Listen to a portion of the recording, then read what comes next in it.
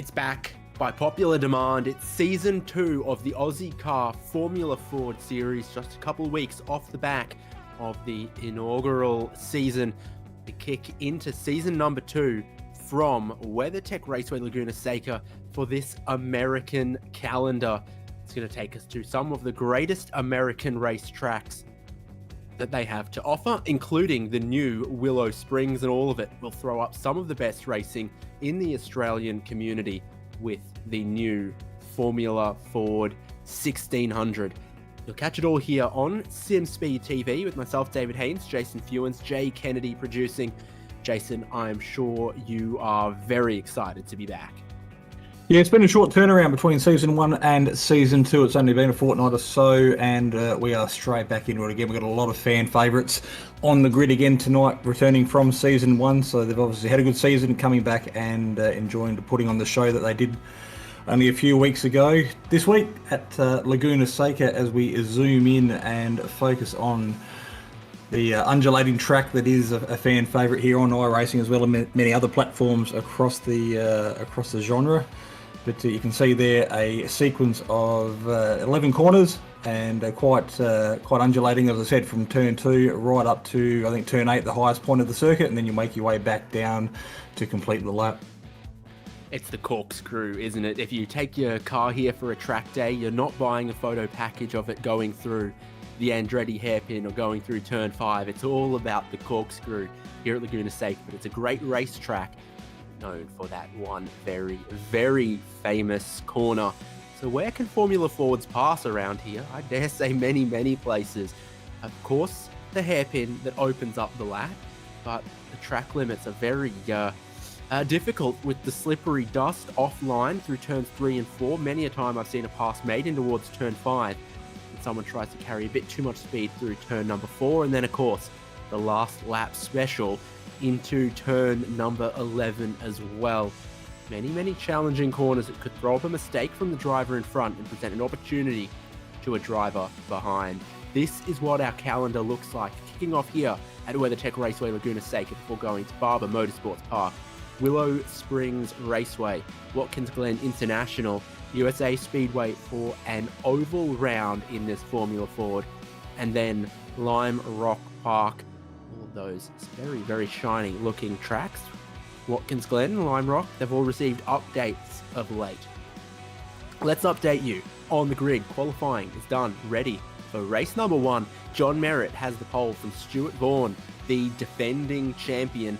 Then Adrian Duke, Brody Shepherd, Tim Harris, and Sean Doyle are the first 6. Behind them, Darren Harris, Nathan Verney, Dennis Hancock, Tony Baker, Warren Henry, and Darren Shannon. The 20-plus car grid continues with Matthew Mites, Ben Wheeler, Peter Wilkinson, John Snell, Ira Felberg, Peter Bowling in 18th place, and then Brendan Nealon, the last driver with the qualifying time. I dare say there might be one or two out there without one. You can see the driver's already on the grid, so we're going to get straight into it very, very shortly here on Simspeed TV. Still waiting for a couple of cars to make their way onto the grid. Very, very healthy field, some quality drivers. You'll see a couple of races here tonight consisting of 8 laps or 20 minutes, whichever comes first. They have had a 10-minute qualifying solo session to set the grid this evening. So we should have a couple of those familiar faces up the pointy end of the grid, and of course there's a couple buried a little bit further back I'd expect to see up the front as well. So bound to be an absolute stunning opening round for the race here tonight, Laguna Seca.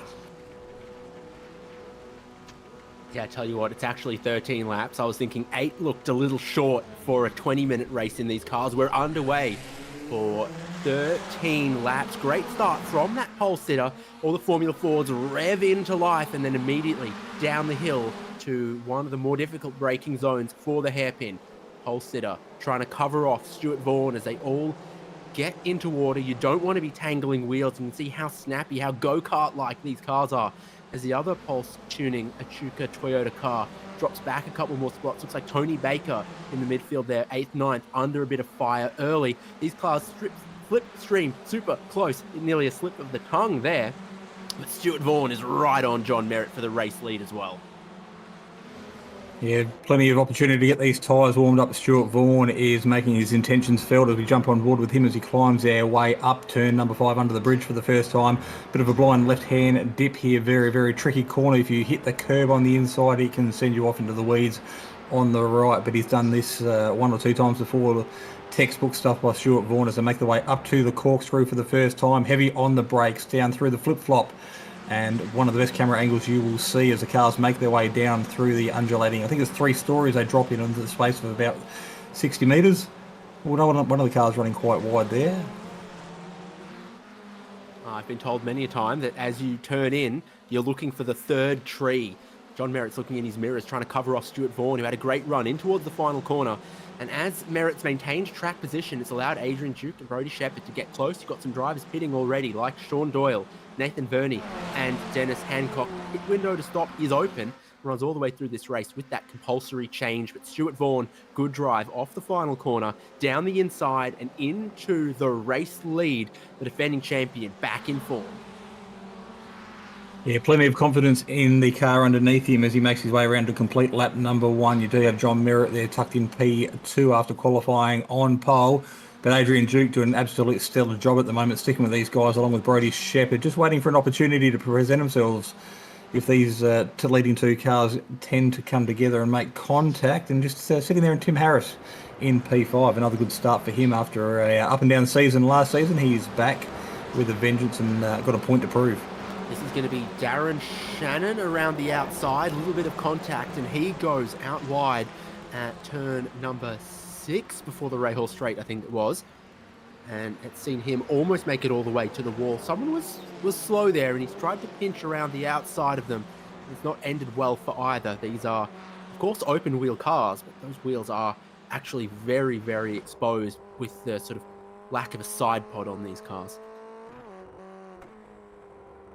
So Tim Harris sitting in P5 at the moment. You can see the view as he sees it in front of him. The top 4 cars all separated by just on 1.5, 1.6 seconds. Adrian Duke now, you can see over his left-hand shoulder, he's well and truly in the slipstream of John Merritt as they make their way under the bridge to complete lap number 2 up over the hill. Avoid those cones because they can get caught under the cross members of the cars here in these Formula Fords. And we see a heap more cars dive into the pits. Warren Henry in the 067, Ben Wheeler in car 20 as well.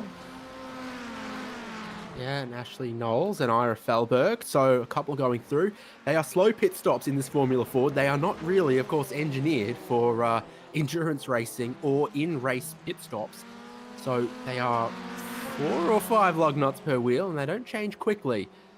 So it can take 30 seconds or more. In fact, the quickest stop I've seen so far is from Dennis Hancock, 34 seconds in the pit stall to change all 4 tyres.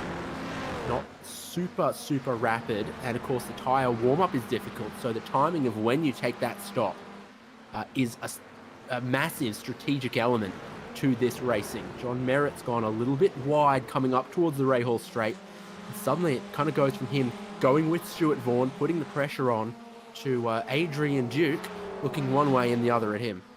Yeah, Adrian Duke's just pulled a bit of a gap on Brodie Shepherd from 3rd back to 4th. So the top 3 running away with it at the moment. But just touching quickly, we'll have a quick look at our Auzicar.net replay. This is Dennis Hancock making his way down through the corkscrew, getting a little bit loose in the back end, the steering a little bit twitchy.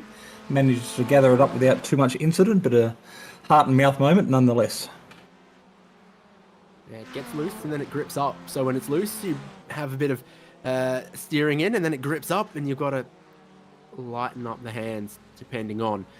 Side by side down the pit straight here. Great formation flying, John Snell and Peter Bowling, but who's going to lead out of the Andretti hairpin? It's got to be one, and it looks like it's going to be Snell going around the outside and coming back towards that second apex, really clipping that second apex. Yeah, I wouldn't imagine any team orders underway this early in the season, but by the same token, the last person you want to hit out on track is your teammate as well. So you've got some explaining to do back in the pits at the end of the race. So 2 drivers there giving each other plenty of room as they make their way under the mother's waxes cleaners bridge. Turn 5, and they start that climb up the hill. So very, very slow gradient at this point. through turn 6 and then the up Rahal straight, it really starts to climb up to the highest point of the circuit. Now, Tony Baker has had a very good stop at 30 seconds. So I was just saying the best I'd seen before that was 34. There can be a lot of variation, one pit stop to another in this car. In Formula One, for example, say, oh, a quick stop, 2.5 seconds, a slow stop, 3 seconds. Here we're talking about a difference between 30 or 35 seconds. That is massive when the on-track racing is so close. Peter Bowling, though, not looking good on the exit of the corkscrew. He may have bottled it. So John Merritt is putting in the fastest lap of the race, pulling a little bit of a gap on Adrian Duke. So he stretched that out to a 1.3 second gap now. So the front two are running away with it. And Adrian Duke has fallen back into the clutches of Brodie Shepherd. So he will soon have his little mirrors hanging off the side of his Formula Ford full of that purple car. So what happens here? Again, it's that loose to grip to loose transition as you're going through the corkscrew. Obviously, no downforce on these cars, but they're pretty quick, they're pretty nippy. So you do get a very big weightless feeling turning in to that first part of the corkscrew. But then, of course, really seems to grip up on the exit, snap back the other way. Is that one of the locked-on cars going slowly up the Rahal straight? P-Dog? Ash Knowles. Yeah, so Ash Knowles, one of the drivers who had no qualifying time and therefore didn't appear on the graphic, which saved you from great embarrassment, Jason. Peter Wilkinson, his teammate, having a bit of a spin in 10th. One of the drivers yet to stop there. So Sean Doyle made his stop on the end of lap 1. He just needs to concentrate to get the end of lap 13 now. So his eyes forward and focus on just putting in good consistent lap times as Darren Harris dives into the pits with looks like to be a Mick Doohan replica helmet behind the pilot of that little Formula Ford as he makes his way down through. We did see a number of races last season separated by or sorted out by the pit stop sequence where the pit stop time really made a big difference between some of these drivers, so we'll have to keep an eye on that as the race progresses. But Brodie Shepherd there sliding his way through turn number 4, carrying maximum speed at the apex of the corner. These cars do tend to bog down a little bit, so it's really about carrying mid-corner momentum and keeping that speed up to give a good drive out of the exit. Meanwhile, looks like Brodie Shepherd's got a Lando Norris kind of tribute helmet going on. Tries to get so precise with that very, very nasty apex curb there where there's one line through there. You want to carry as much speed because it's uphill on the Rahal straight. But you also do not want to go out wide on the exit or clip that apex curb. We've already seen that really hurt some drivers already in this race. Coming out of the pit lane, the 75 of Darren Harris with that pit stop done. And so now we have the top 9 yet to have stopped. From 10th, Tony Baker on backwards. They have, and Harris will be out just ahead of Nathan Verney. See in the background, looks like Adrian Duke getting a little bit loose out on the dirt.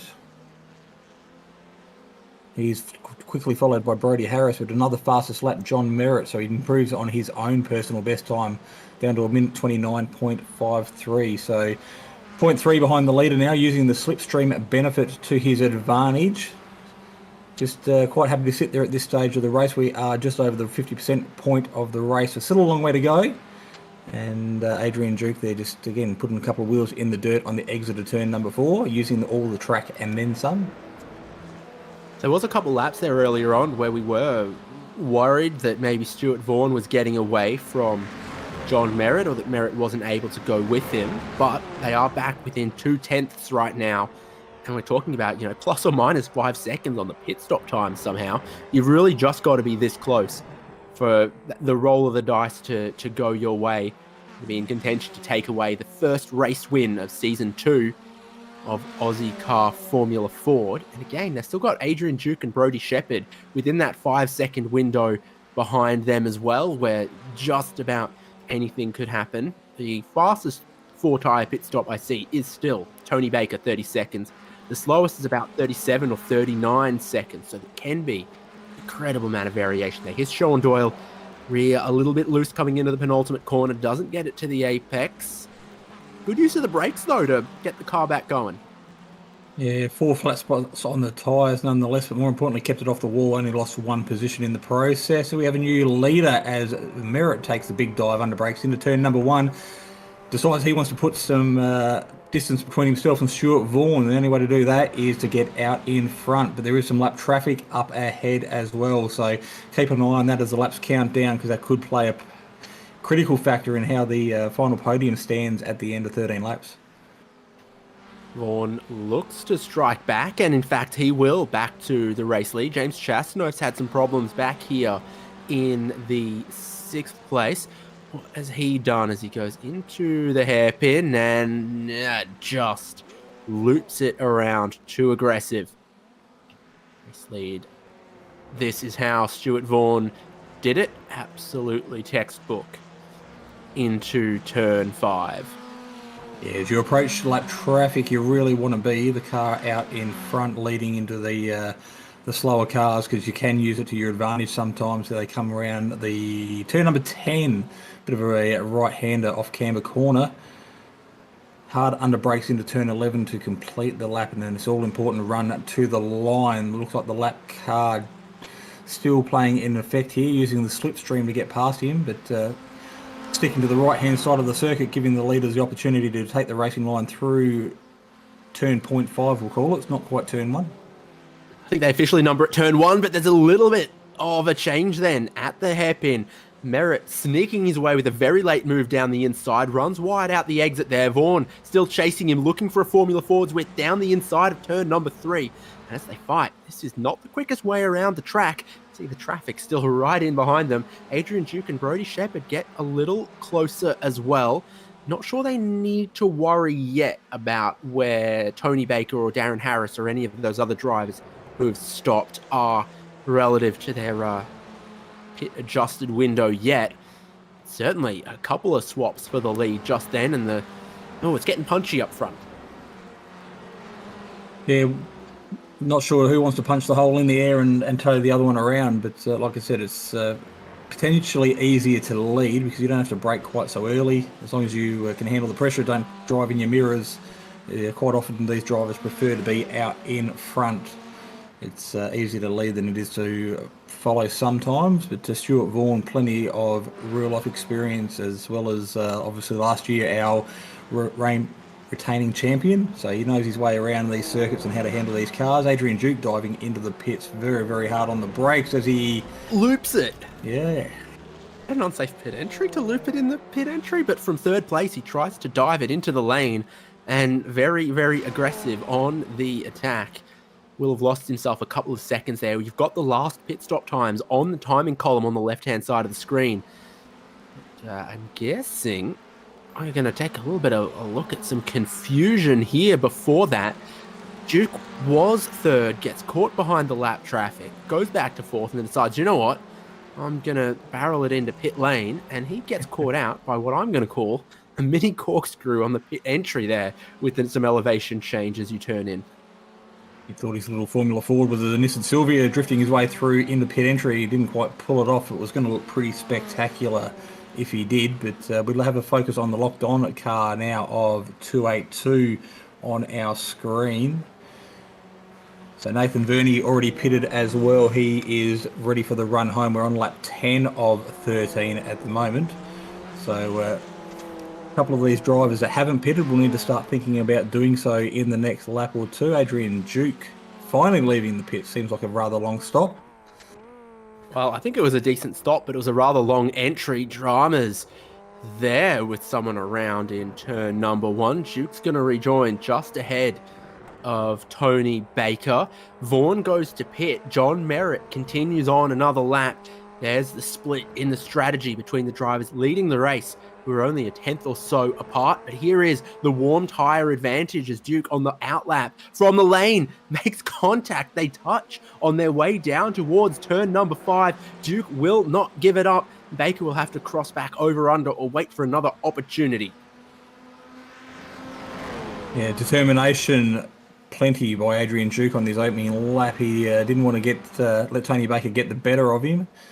This is the car of 164, John Merritt, out on his lonesome. This is the first time he could potentially take a breath from the moment the lights went green 11 laps ago. He's either been out in front with a shadow right behind him, or he has been in the shadow, but at the moment, clear air in front and behind as he focuses on putting in a good lap. I'd expect him to pit at the end of this one, as we see Stuart Vaughan exiting pit lane now as well. Stop time there, 34 seconds, so a little on the slower side that could present an opportunity to John Merritt. And you can see, in fact, Brodie Shepherd there with a 30-second stop, caught almost entirely all the way up to where your previous race leader, Stuart Vaughan, was. Here's John Merritt coming around the last part of the lap, looking for pit entry on the left-hand side. Indeed, he is. How aggressive does he feel for the pit entry? I reckon that's the line. Merritt's nailed it. What he needs is his crew to absolutely nail this, because I think the race win in race number 1 comes down now to the battle between the pit crews. So we see Stuart Vaughan on track. He will potentially have lap traffic in front of him as well to contend with, maybe before the end of this lap. So if not, it could make it very interesting on the exit of turn number 2, 3, as Merritt will exit pit lane, because we could have a slower car come into play there, but we'll wait and see in a few short moments as these cars make their way around. We are on lap 12 of 13, so potentially the penultimate lap on race number 1 here tonight. Contact between Baker and Duke at the corkscrew at the same time. John Merritt's pit stop is nearly done. If it's a good one, he'll come out in the race lead, but it's now up to 33 seconds, 34, 35, 36 for John Merritt. I think this plays to the advantage of Stuart Vaughan, who will likely go through into the race lead with 2 laps to go. He will. Slow stop from Vaughan, even slower stop from John Merritt. So Merritt makes his way out through the blue cones. He has lost about 3 seconds, I reckon, to Stuart Vaughan there over the course of that, plus put himself in between a lap car and the leader. You can see the purple car of Brodie Shepherd there in the background making the most of it. So he could just about take a sneaky second podium, if I can spit it out. Easier said than done. What? I got no idea. Sounds like a party island if ever I heard of one. Just making it up as I go along. Aren't we all sometimes? Stuart Vaughan leads by 1.8 seconds. I think he made up the strategy a little bit as he went along, opting to stop 1 lap before the end of the pit window just to do something different to John Merritt. And you know what? I think overall it worked. More dramas here. Nathan Verney and others around at turn number 5. Aaron Shannon's on the lane. Adrian Duke's been through the lane twice. I don't know if he got a meatball or an unsafe pit exit or something, but a few drivers have found the Formula Ford and this style of racing to be very, very difficult at this point. Space between first and second, second and third, third and fourth, but from 5th place here, Tony Baker, after colliding with Adrian Duke, I only caught the end of it. I don't say that to assign any blame to one or the other, but he's now solely on the back foot with Darren Harris and Dennis Hancock bearing down on him as they're about to take the white flag for race number 1. Yeah, Darren Harris looking pretty racy. I think he'd be pretty keen to sneak into the top 5. So Tony Baker may have his hands full here on this white lap. Last lap as white flag gets flown. I'm having an absolute shocker tonight. Well, at the moment, Stuart Vaughan isn't, and the result of this race sets the grid for race number 2, which will be in the same format, same length, same compulsory pit stop. So for Stuart Vaughan, well, this is looking like a very, very strong title defense. From second on the grid, he has just outraced John Merritt, and he's looking to make it a win and a pole position for race number 2. Merritt is still just there, but those 2 seconds that he is behind is the difference between their pit stop times. Merritt might not have been square in the box, might have been mean to one of his mechanics yesterday, maybe didn't buy him dinner, who knows, but for whatever the case, Stuart Vaughan's 34-second pit stop, 2 seconds quicker than John Merritt's 36-second pit stop. I'm picking this up from you, dude. Jason, what have you done to me? But for Stuart Vaughan, it's the perfect strategy, it's the perfect race, and it's the perfect way to start Season 2 of the Ozicar Formula Ford Championship with a win at Laguna Seca, podium completed by Merritt and Shepherd. The race still on for the top 5 positions. Tony Baker, Darren Harris going side by side. Baker to looking defensive into the last corner of turn 11. Looks like he's got good drive off. Darren Harris isn't going to be able to make it. And Dennis Hancock follows those two over the line to complete 5, 6 and 7 on the race results as they make their way up over the hill. A bit further back, we still have a couple of cars racing for position. I reckon that might be Ira Felberg and John Snell. So 14, 15 on the grid. This one isn't over yet either. So John Snell's just going to bring this home, hit his marks for the last couple of corners, and make sure he is consistent. Ira potentially having a big look under brakes into the last corner. Not enough to pressure Snell into a mistake. He runs over the cone on the exit of turn 11, and it's an easy run to the checkered flag as Barney is waving furiously on the left. Then it's just Peter Wilkinson and Adrian Duke in line for a podium. Caught some traffic in a way that he wasn't expecting, looped it on the pit entry, collided on his outlap, had to make a second run through the lane, and for him, race number 2 will be a lot of work to get back to where his race pace suggests he ought to be. This is race 1 results. Stuart Vaughan, John Merritt, Brodie Shepherd, and then Tim Harris, Tony Baker, Darren Harris, Dennis Hancock, Warren Henry, Sean Doyle, and Ben Wheeler as the top 10. No inverts or anything like that into the grid of race number 2. This is how they are going to start race number 2, because it's how they finished race number 1, with James Chastanoff in 11th from Nathan Verney, Matthew Mites, John Snell, Ira Felberg, Peter Wilkinson, Adrian Duke, Ash Knowles, Peter Bowling, and Brendan Nealon, and Darren Shannon. Yeah, poor old Darren Shannon, 21st, pulled it up, popped out of the car with a number of laps to go, and just parked it. So he'll be back for race number 2 with a redemption race in mind. So we look at Season 2 Championship schedule as we make our way through Season 2 here. WeatherTech Raceway, we're here tonight on the 19th of June in a fortnight's time at Barber Motorsport Park. The full circuit there, again, very undulating, lots of flowing corners, very, very well suited to this, open wheel cars, and again, very, very smart schedule we're bringing you this season. It's going to be absolutely stunning races at all those tracks we're looking at. So very, very excited about the season to come and what the drivers can put on. Absolutely. Before we go to a little break, let's recap where they finished last season, mayhaps, if we can. So we'll put a little bow on the season that ended 2 weeks ago. This is how it was. Stuart Vaughan, the champion from Ewan Baker and James Chastanoff. Then John Merritt was 4th. He's come out with a statement of intent so far in this second season. Tim Harris, Tony Baker, Dennis Hancock, Brodie Shepherd, Braden Martin, and Jacob Woolmeyer as our top 10 from Season 1. Some people are also putting a bit of stock into the Teams Championship in that one as well. We'll see how that plays out in this season number 2. Of course, our thanks go to Locked On Lads, Prestige Trophy Badge and Engraving, and Sim Racing Leagues, all back on board again for season number 2. And we'll all be back on board for race number 2 in just a couple of minutes' time. Stick with us here on Simspeed.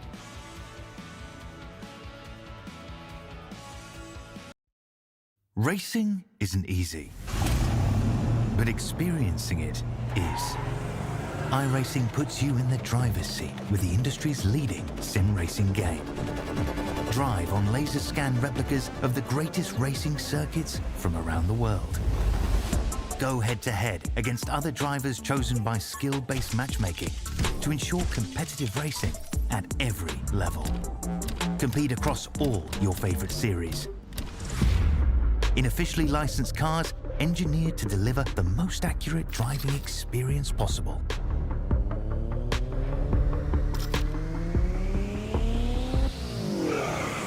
Join a race or host your own with players from across the globe. Race against the computer or in a league with friends. Feel the thrill behind the wheel. Visit iRacing.com.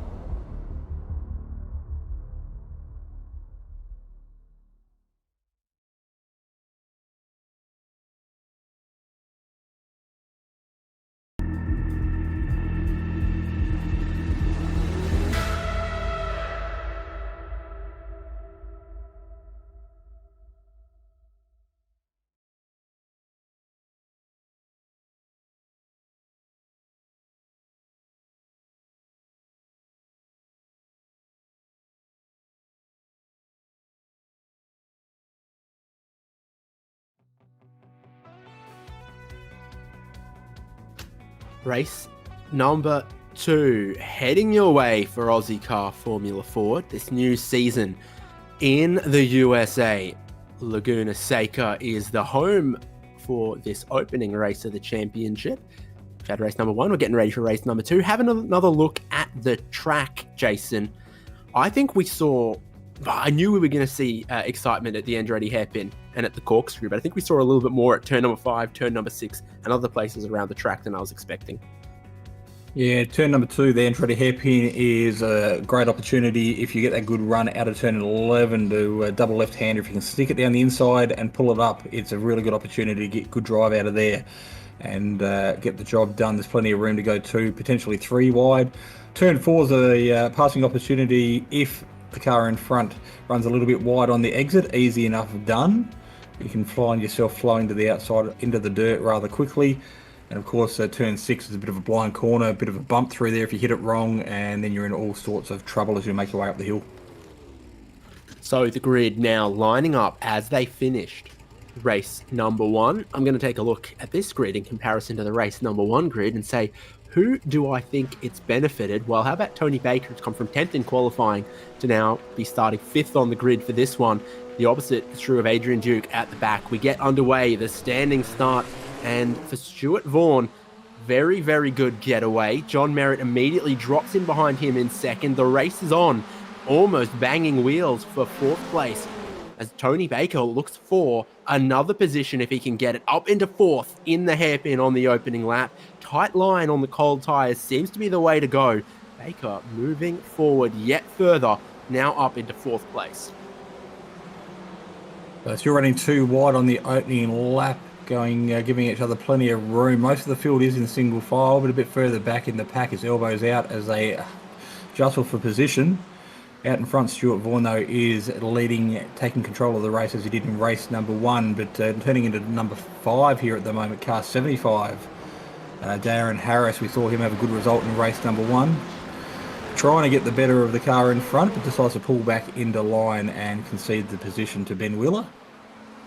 Oh, someone's off wide into the gravel and half spinning. It looks like Darren Harris on the opening lap at turn number 6, just out a little wide on the exit from the paved tarmac into the California dust.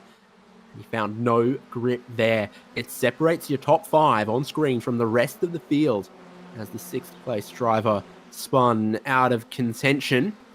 A bit of a fake by Tim Harris into the pits here and decides to keep going, but we do see a number of cars. Dennis Hancock, I think he pitted early last race, and repeating the strategy, Sean Doyle directly on his rear exhaust as they dive into the pits. It's 1, 2, 3, 4, 5 taking the opportunity on the end of lap number 1. Yep, indeed it is. So some of the big movers on the opening lap, Matthew Mites, James Chastanoff, Ash Knowles as well, gaining a lot on that opening lap. Baker looks to have dropped back a spot, though, into 5th. Tim Harris getting past him. And, yes, 5 drivers stopping at the end of the opening lap at the very, very start of the pit window. Yeah, Darren Harris, our biggest mover, potentially because of some of those drivers did pit, but he is up 9 positions on the opening lap. So after a horror start to the season in race number 1, he is currently sitting just outside the top 10. Tim Harris, good result for him after a 6th in Heat 1, I think it was. So he is making good grounds at the moment. He's currently sitting in P4. So Brody Shepherd also getting ahead of John Merritt there and up into 2nd place. Wow. Matthew Mites going around at the top of the corkscrew, so far off that the camera can't pick him up in that long runoff. It is a difficult braking zone there. Got a little bit of a kink in it. Got a little bit of elevation to it. There's Shepherd running out wide in the penultimate corner as well. Lots of excavation happening on the wrong side of the racetrack.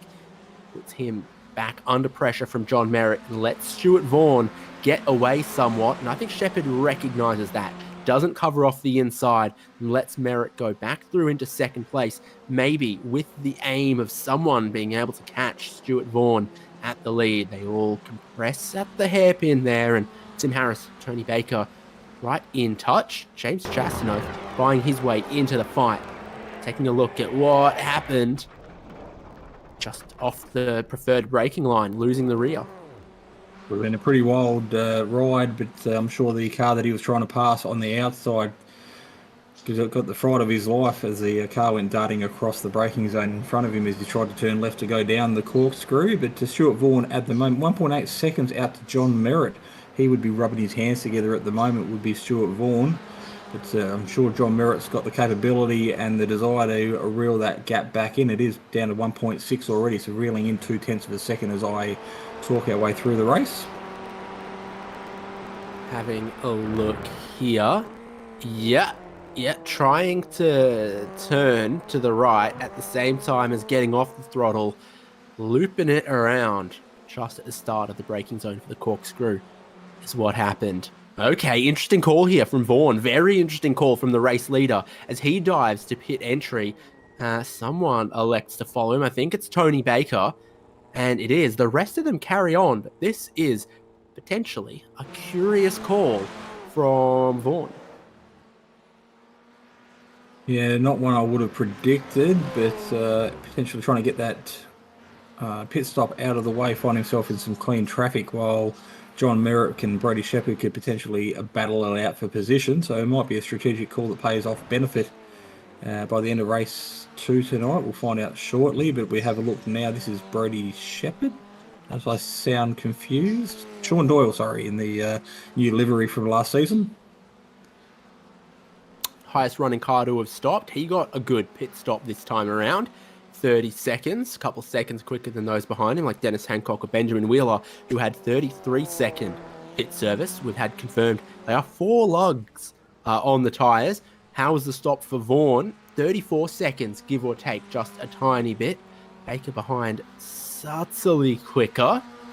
And yeah, look at where Sean Doyle is relative to them after that very, very good stop for him at the first opportunity.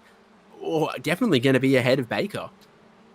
And he's got the benefit of warm tyres as well, while Baker has to get his tyres up to temperature. So Sean Doyle making great grounds at the moment as he makes his way under the bridge. Car 164, John Merritt stays out. Brody Shepherd looks like he is out as well. Tim Harris and the 282 of Nathan Verney. So none of those cars diving into the pits. Not that you'd expect them to see now. They're probably, this point of the race, very well committed to the long game. So I'm writing it down right now, 49 seconds between John Merritt and Stuart Vaughan. Check back on that in about 5 laps time to see if an undercut is working for Vaughan or if he's made a very, very risky strategy call. And this is another view of Matthew Mites, and this time from his teammate Ash Knowles. Very, very rapid exit stage right.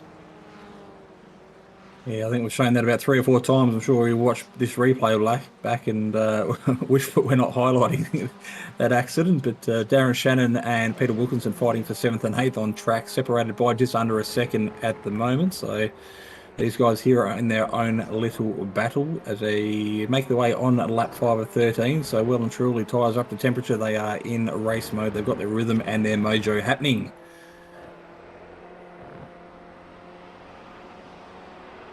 You see the undulation and the climb up the hill is quite dramatic as they make their way up to the top of the corkscrew before the quick flick left and right. Darren Shannon, a bit of a brake lock up as they make their way down the corkscrew, getting a little bit loosey-goosey in the process, but managing to keep the car pointed in the right direction.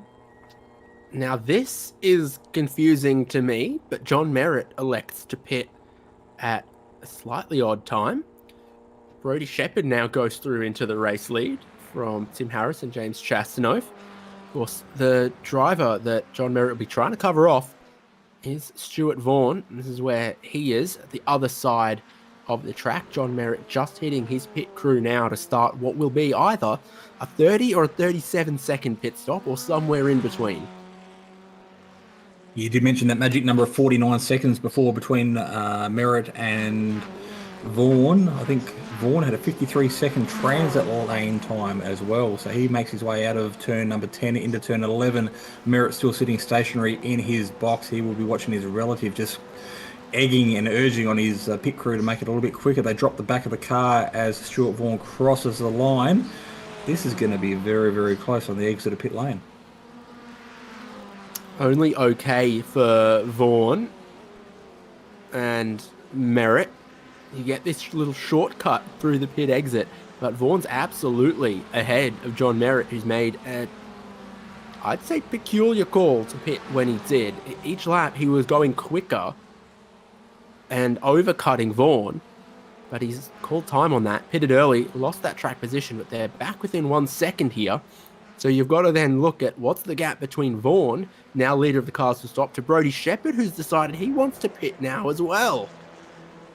Well, the benefit of Merritt pitting at this stage of the race, at the halfway point of the race, he's still within slipstream of Stuart Vaughan, but he's also got 6 or 7 laps up his sleeve to latch onto the back and actually make a move. Whereas if you leave it too late in the race, you might only have 1 or 2 laps to get the job done, as car 370 getting all sorts of sideways, big puff of smoke as he finds his way from the right to the left-hand side of the circuit.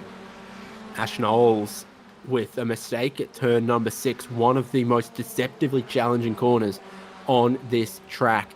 His teammate Tim Harris now leads, James Chastanoff on the back of him. Now, Harris is 46 seconds ahead of Stuart Vaughan. So it looks like Vaughan would still mathematically be in the lead of this one. Here comes Brody Shepherd, here comes Stuart Vaughan.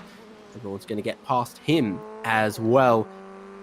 I'm not sure why Merritt and Shepherd decided to pit when they did, and I'm not sure it's really worked out super amazingly for them. Yeah, Shepherd should fall in line behind Merritt here. Cold tyres will not give him a lot of opportunity to defend and fight for the position, but he is close enough to use the draft to tow himself along. But it does look like Stuart Vaughan's just increased that gap to the Pulse Racing Formula Ford just a little bit over the course of that last lap.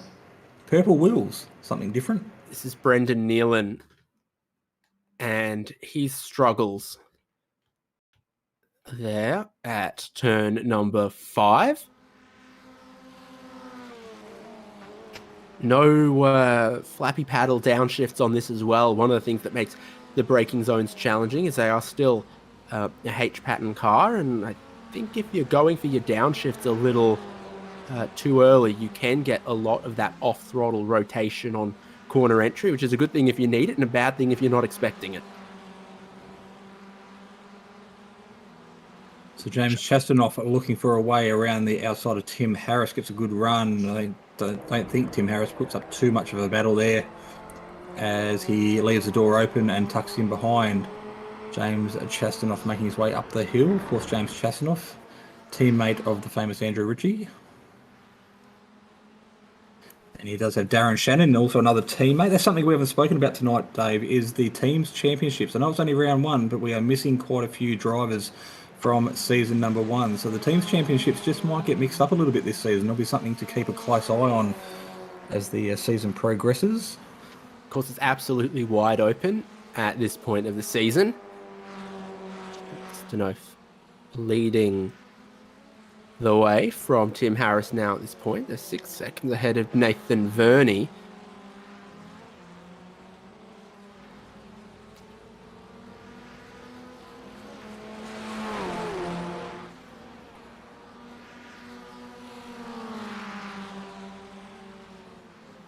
So clear traffic in front for those, or no traffic in front for those guys, as Ash Knowles has a little bit of traffic around him. He is the meat in the sandwich at the moment, and Darren Shannon dives into the pits to complete his compulsory pit stop, lap 9 of 13. So he will drop down the order after making great gains early on in the race. Matt Mites, though, also out on track yet to make his compulsory pit stop.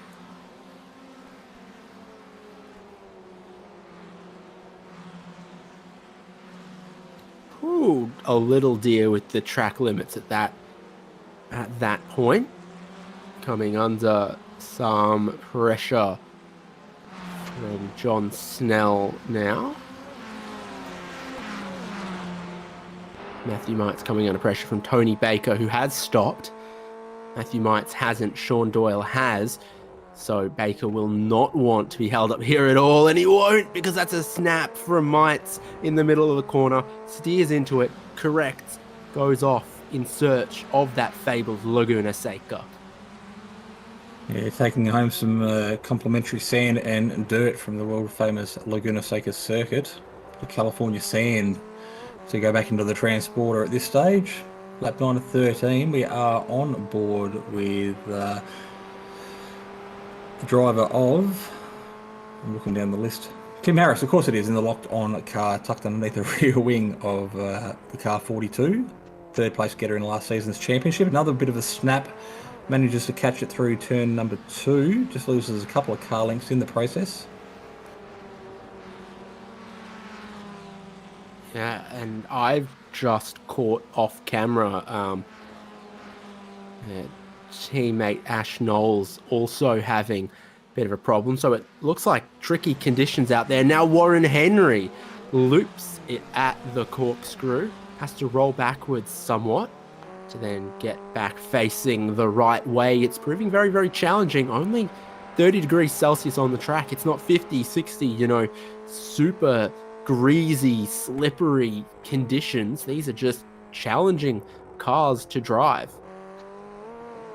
See Warren Henry there in the Ozicar.net livery. Had a change of paint scheme and joining a new team in the off-season, so he's out at the moment to prove his worth amongst the drivers out on field. Just a couple of drivers making some changes in that off-season period. Getting down through the corkscrew, facing the wrong way. The track turns right there as you're going hard left. On the brakes, trying to pull it up, and just drops a wheel into the dirt.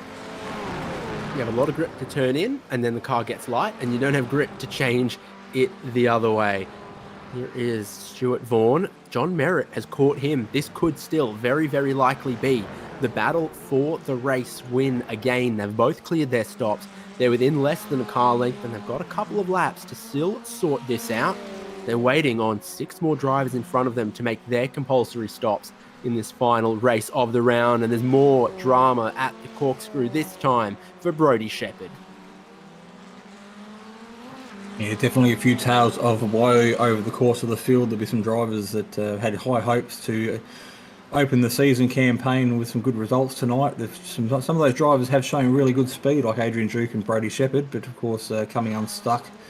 Just making the smallest of mistakes on these cars can have detrimental effect as the back end turns around, and once that steps out, you've got to be pretty quick, or you are simply a passenger just along for the ride. Back with net race leaders Stuart Vaughan out front, same livery as last year. You said last year and meant last season earlier. Now it's my turn to refer to 2 weeks ago as quote last year. So John Merritt very, very easily spotted just behind him. And those pit stops are now happening with Chastanov, Tim Harris, and others heading for the pit lane and crossing their fingers that the pit crew treats them well. It's a shame we don't get to see the driver's perspective of where their lollipop guy is, to see who's long in the box, short in the box, askew in the box, laterally left or right, out of position, see if that's what's affecting it, because sometimes that can, add some to the pit stop time if you're not square exactly where the crew are expecting you. And everyone now pitting. Are we going to see Vaughan and Merritt go through into the race lead? Very, very likely we will. It's all about where will James Chastanov be? Where will Tim Harris be relative to these guys? James Chastanov now just rolling, but not even at the end of the pit lane just yet. He is now. Vaughan and Merritt comfortably through into the race lead. They know it. It's battle on with 2 laps to go. Merritt looking around the outside, looking to put some pressure onto Stuart Vaughan, and they've got a little bit of traffic as well. Yeah, Brodie Shepherd is going to come out right on the tailpipes of James Chastanov. James will be a little bit vulnerable here as he gets his tyres up to temperature, and I'm sure that Brodie's going to know exactly that now's the time to make that pounce and make the move stick. So lap 12 of 13, lap traffic coming into play as the leaders make their way halfway around the circuit, climbing up the hill. Looks like there might have been John Snell in car 32. Getting out of the way. Peter Bowling, my apologies. Sorry, Peter. Also maybe, sorry, John. 3 tenths between Vaughan and Merritt for this race lead. They're expecting the white flag next time.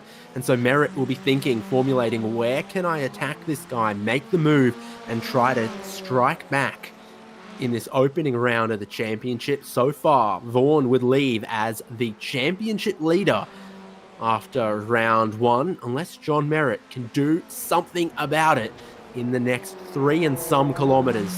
Through the final corner they go to start the final lap. Vaughan leading, but you don't need measuring tape, you don't need a stopwatch to tell by how much. It's just about nothing. But Merritt looking for the outside line, potentially looking for the switchback through turn number 2, carries really good mid-corner speed, but Vaughan covers off the exit. Absolutely textbook style, not giving Merritt an opportunity to stick his nose in. Turn number 4 now, could be tricky, but they've done it enough times tonight. They should have things down pat without dropping a wheel off on the exit. They use the ripple strip, the curb, to make their way down into turn 5. This is a left-hander with a bit of a dip right on the apex. Again, very critical you hit your markers through this part of the circuit before you climb it back up underneath the bridge for turn number 6. Blind corner, left-hander. We'll see how they handle it. Yeah, very, very narrow line through there that you've got to hit up close to the apex without hitting it, out wide but without touching the dirt. And John Merritt's got it good. Up the Rahal straight, the slipstream is super strong but not close enough to get a line or a run that he'd want at Stuart Vaughan. And again, he looks around the outside to try to open up the corner, try to squeeze Vaughan to the tight lines around here, and it'll have to come down to the final corner. Vaughan will smell this one coming and cover the inside, will not offer that up easily, and he stays mid-road until he can see that Merritt won't try anything funny. The checkered flag waiting for them. You're going to need the stopwatch set to thousandths of a second for this one, as Stuart Vaughan takes back-to-back wins, less than a tenth ahead of John Merritt. Yes, the battle's still on for P3. Looks like James Chastanoff going to come across the line in front of Brody Shepherd, making 3 and 4. Might be Tim Harris in Sean Doyle, P5. Or P4, Sean Doyle. Tim Harris, P5, Ernie, 6th, Shepherd, 7th. This is Dennis Hancock leading Adrian Duke to the line. Those two touched on the final lap as well. So for Adrian Duke, it has been a very tumultuous Laguna Seca. Warren Henry leads Darren Harris to the line, and got quite a few cars still on the lead lap all the way through. John Snell, Brendan Nealon, Matthew Mites, and Ash Knowles. Warren Henry there carrying the Ayrton Senna tribute helmet. There's quite a few tribute helmets out on the circuit tonight. John Snell crossing the line in P16. Brendan Nealon with the Wario Kart helmet, tribute helmet tonight. I'm glad you could make head or tails of what it was. It was confusing me somewhat, but that makes sense. And he is just ahead of Matthew Mites coming to the checkered flag. They were having some weird kind of 3-wide cool-down lap parade thing, your podium. So not quite the Bathurst jump of races gone by. But yeah, interesting bit of camaraderie there as we kick off a new season of Ozicar Formula Ford. And this is how race number 2 wrapped up. Stuart Vaughan, 0.104 ahead of John Merritt, who tried to apply the blowtorch all the way to the end. But Vaughan held strong, and the defending champion takes a lead after the first round. James Chastanoff on the podium there for a good, consistent result inside the top 3 and gaining from 11th on the grid to pull it off. Sean Doyle's early pit stop was a very, very good one. No one else in the 30s but Sean Doyle, and as one of my teammates like to tell me, that's the rewards of living at the foot of the cross. So he gets 4th place with a great early pit stop. And Tim Harris, Nathan Verney, Brody Shepherd, Tony Baker, Dennis Hancock, and Adrian Duke complete the top 10. Most of our cars stayed on the lead lap around what is a short lap and easy to fall off the lead lap with an incident or a pit stop problem. And so Ben Wheeler, Warren Henry, Darren Harris, Ira Feldberg, Peter Wilkinson, John Snell, Brendan Nealon, Matthew Mites, and Ash Knowles through 19th place completed 13 laps. Peter Bowling 1 lap down. Don't think we did see Darren Shannon apparently 2 laps down. Jason, there are some drivers standing by to have a chat with us, and I will give you your first pick if you don't mind. All right, we'll start with our third place getter and we'll work our way down to the pointy end of the field. We're welcome to the comms box here in Simspeed TV, James Chastanoff, driver of the 042 Locked On Racing team this season here in Formula Ford. James, welcome to the channel. Yeah, thanks guys. It's good to finally make it to this box. Never been here before. Bit of an up and down night for you. You took a little bit to get your feet in race number 1, but came back with a vengeance in race number 2, securing a podium, which is a good result. Sort of buried yourself a little bit deep in qualifying. What happened early on in the race? Yeah, big surprise to make it anywhere near the podium actually. My big downside was coming home from work and got caught up with a couple of issues, and didn't think I was actually going to make it on tonight, and I was kind of banking on getting home and getting into the practice session to get some laps in. So my first laps were halfway through the qualifying session, and just didn't get enough time to actually put a time in. I think I spun on one of the laps and it made me reset back to the pit, so I had to go back out again, and I just didn't quite have enough time to set a time. So yeah, just trying to piece together. That's why I was out in the warm-up before the second race, just trying a couple more things that I'd learnt in the first race. So yeah, it's good to actually put a decent race together considering. So learning on the fly, you managed to pull it together. You had a good little battle there towards the end of the race with Brady Shepherd. Just good little pit stop, came out in front of him and then just had to bring it home. But up until then, you had your hands full with a couple of little battles throughout the course of the night. Yeah, just trying to work my way through that, stay out of the incidents at the same time as well. So it's kind of got to be a bit measured. Again, when you're back in the field, and I'm not trying to toot my own horn or anything, but not often back there. So I've just got to remind myself that things can happen and people might miss you coming through, and just got to be patient, get yourself through, and try not to get into any incidents. It's easy just to dive in someone who you think is a little bit slower, but you can't just do that. You got to still measure your passes and make it through. So just make it through and see how far up I could get, and hold on right at the end now in the cold tires. I did try and toot my own horn once, didn't end well. A couple of tricky corners here on the circuit. Turn number 6 is a bit of a blind corner before you make your way up to the corkscrew, but this track's certainly a favourite of yours. Do you enjoy coming here? Yeah, it's a pretty good track. The corkscrew in this car is really hard to get right. You've basically got to absolutely nail the corner or the underside of the car just sort of scrapes on the ground, and it's really easy to spin. So you've got to absolutely nail it, and that's blind too. So, but yeah, the second corner as well under braking in this car is really sketchy as well. I think I spun out in race 1 because of it. It just sort of caught me by surprise. So. Some really tricky corners in here, and for this kind of car, it's just perfect for it. I think it's right mix of straights and slower corners and faster corners to sort of test everyone around. So it's pretty good. Our season, of course, during the Americas over the course of the next 6 rounds.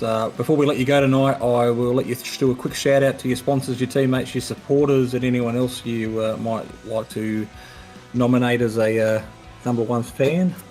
Yeah, big thanks to Jason Fuels, my clear number 1 fan. I sort of picked up on that one.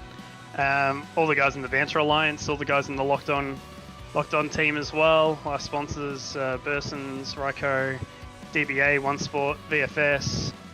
Big shout out to Frosty's Kitchen, who's just getting his food truck underway as well. So look out for him in the future. And thanks to all you guys in the Simspeed Combox. You put on an awesome show, and it's makes it a little bit more exciting to be in a race when you're getting that kind of coverage.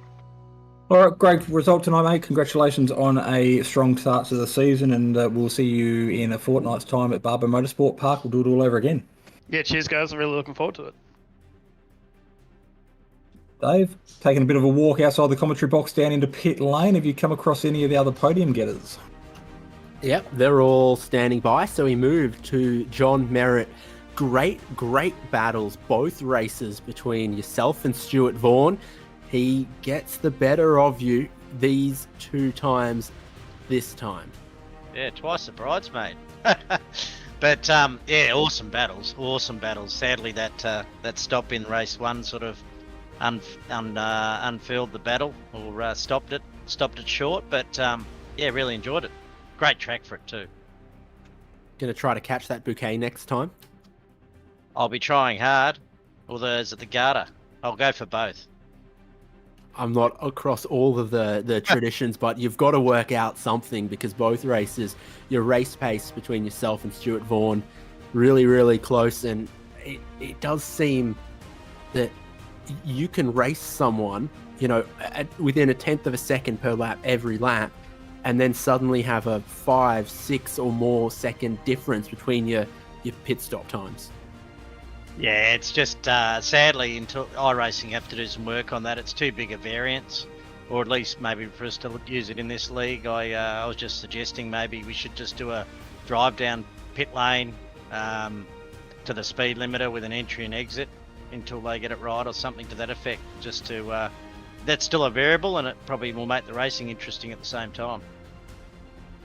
Talk us through then, though, your strategy in the second race, because generally, either you go early in the window or you go late in the window. Yourself and some others threw the conventional wisdom out the window in race number 2. Oh, my driving error, David, threw it out the window in race 2. I actually sprayed it wide left, coming around that left-hander before the pit lane, and I was in the dirt. So I made a decision just to take it to the pit lane straight away. Otherwise, I probably would have gone late. And at the start of that second race, I picked up a cone I carried for a lap, which is something new, and that certainly slows you down too. You'd probably lose about 10 or 12 k's an hour. So, yeah, I just thought I'd change it up and then try and catch. At least we'd see where we are as the pit stops filtered out. Well, you're still absolutely in contention as far as the Drivers' Championship is concerned. And what about the Teams' Championship then? There's a lot of other cars out there looking like you, doing quite well as well.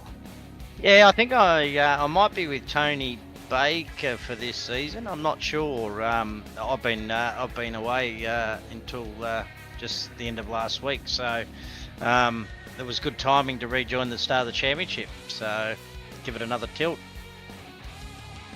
Absolutely. Look forward to seeing you in 2 weeks' time, John. Thank you. And just before I kick you out, I'm sure you'd love to read us what it says on the side of the car. Yeah, thanks as always for all your engines. Glenn Riddell, Pulse Tuning, and come and see me at Echuca Toyota. Bit far for me, but for the good people of Echuca, I'm sure that's what's up. We'll catch you in 2 weeks' time. Thanks, David. Appreciate it. And Jason, I'm going to grab for you the double race winner. Hello, gentlemen. We meet again. Welcome back to the comms box of Orny, a regular here. You're just about to outdo Dave and I in a job, spending more time in the comms box than we are. But as a result, P1 in race 1, P1 in race 2. The perfect way to start a brand new season here on the Ozicar Formula Ford season. I think you guys do a better job in the comm box. I struggle to string 2 sentences together sometimes, but so does Jason. Yeah, to be honest, we both had some yibbity porky pig moments tonight, but nonetheless, we managed to make our way through. Made for some great racing tonight on circuit. You dove into the pits quite early in race number 2, which was a contradiction to how you handled race number 1. Was there any reason or any rhyme for thought with that? Just wanted to mix it up a little bit, I think. But we've got I'm sure John and some of the other guys may mention it, the random pit stop timer, which is sort of not really helping the racing because it kind of ruined a good finish to race 1 between John and myself, which you guys would have seen. But I think we're going to try and get rid of that for the following races because, yeah, we want to obviously have some close finishes, which is good for you guys too. Yeah, the variables there just seems to catch some of these drivers out with no real rhyme or reason. It's just pot luck as to which way the cards fall at any certain time. But again, we saw it play effect and take some race results away from people last season. And again, opening round tonight, we've seen it play effect as well. So as everybody understands, we want to see some good close racing on track and make the passes happen and win it fair and square rather than take a bit of variable pot luck out of it. But nonetheless, not taking away anything from you tonight. First of all, you've got to keep it on track, which is exactly what you did, and walking away with a couple of race wins. So our defending champion would expect nothing more, nothing less. Yeah, that's right, mate. I actually forgot to ask Ira if I could run the number 1, but we'll have to have a word to him for the next one. So tonight there was a great start. I think you started off the front row of the grid on both races tonight. It started off as good as you could expect. Hopefully we can continue that over the course of the next 6 weeks. But I'm sure John Merritt's going to be nipping at your heels every step of the way, trying to make it as difficult as he possibly can.